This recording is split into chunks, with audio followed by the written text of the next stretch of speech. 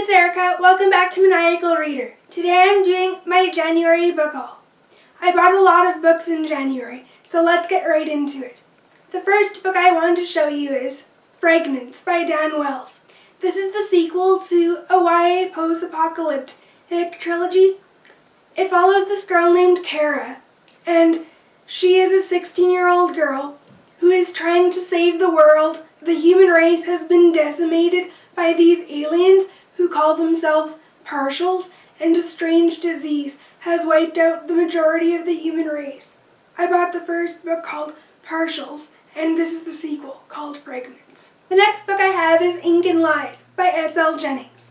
This is an adult romance book. It says, from international best-selling romance novelist Hope Hughes comes a gripping, heartfelt tale of two lovers fighting for the freedom to...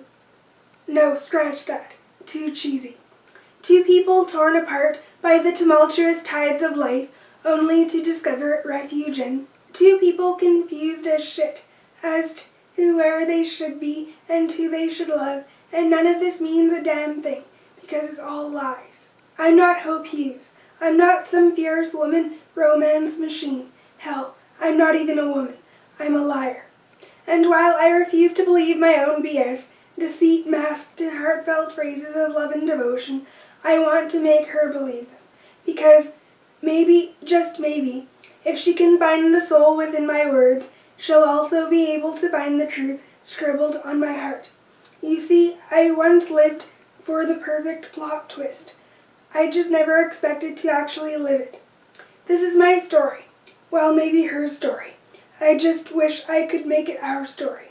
The one I'm still writing. From the back of this book, it seems like this man is masquerading as a female romance novelist, but the reason why he's writing this book is for her. It looks like he wants to live his own love story, and that's the feeling that I get from this book. I heard about this book from a booktuber I watch named Carol, whose channel is The Reading Wallflower.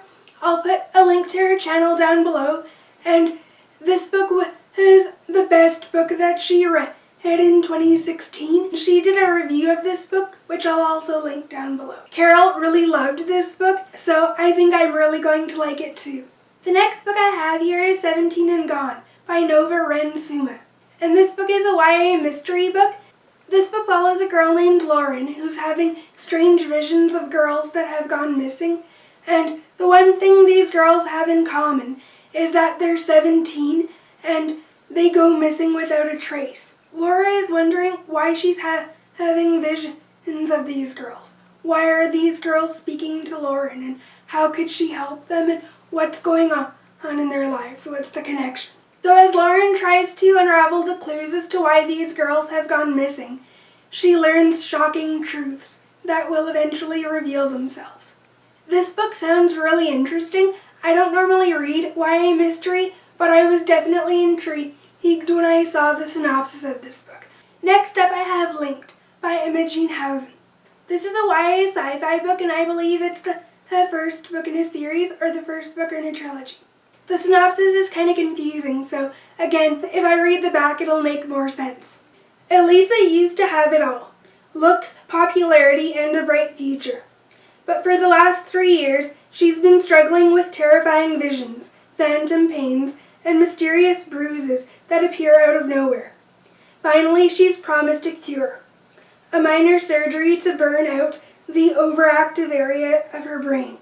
And then, on the eve of the procedure, she discovers the shocking truth behind her hallucinations. She's been seeing the world through another girl's eyes, those of the twin sister she never knew existed.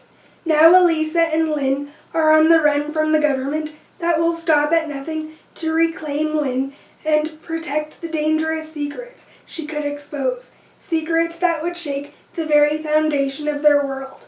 Next up I have The Lost Code by Kevin Emerson. This is the first book in another YA sci-fi series. This book follows a kid named Owen, and the year is 2086.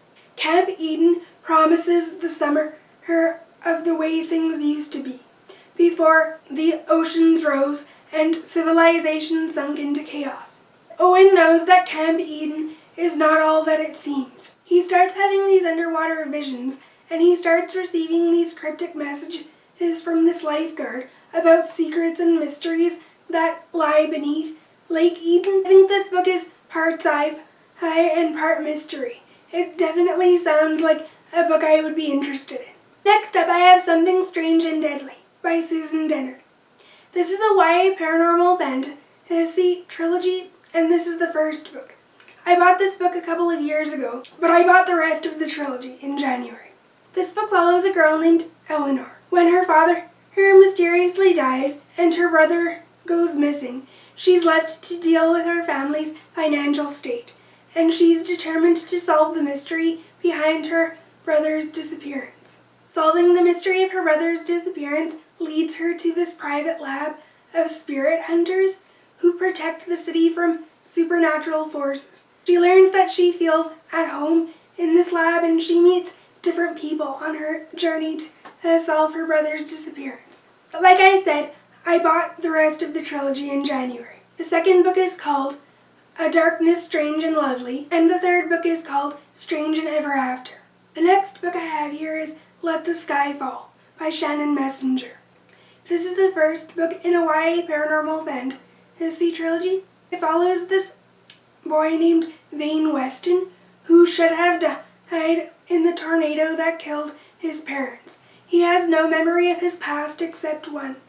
This strange, beautiful girl that appeared at the end of the tornado. Audra is a scythe, and she has the ability to control the wind and even use it as a weapon. Audra is also Vane's guardian. She's supposed to protect him. A mistake leads them to uncover the enemy that's out to destroy them. But what's worse is not the enemy that's after them, but the forbidden romance between them. Apparently, Vane and Audra aren't supposed to be together. I heard about this series from Katie. She's a booktuber I watch. I'll link her channel down below. Since I like YA paranormal books, I thought I should check this one out. Next up, I have The Fiery Heart by Richelle Mead. This is the fourth book in the Bloodline series. As some of you may know, I reread the Vampire Academy series in November and somewhat through December, and I was eager to move on to the Bloodline series afterwards, so I picked up the fourth book, which is The Fiery Heart, the fifth book, which is Silver Shadows, and the sixth book, The Ruby Circle, the final book in the series. This series is a YA paranormal fantasy series, and it's actually a spin-off of the Vampire Academy series. I actually read the Bloodline series in January, so you'll hear more about my thoughts on this series in my January wrap-up. Those are all of the books that I bought in January. Comment down below and tell me if you've read any of these books and what your thoughts were on them. I'll see you guys in my next video. Bye!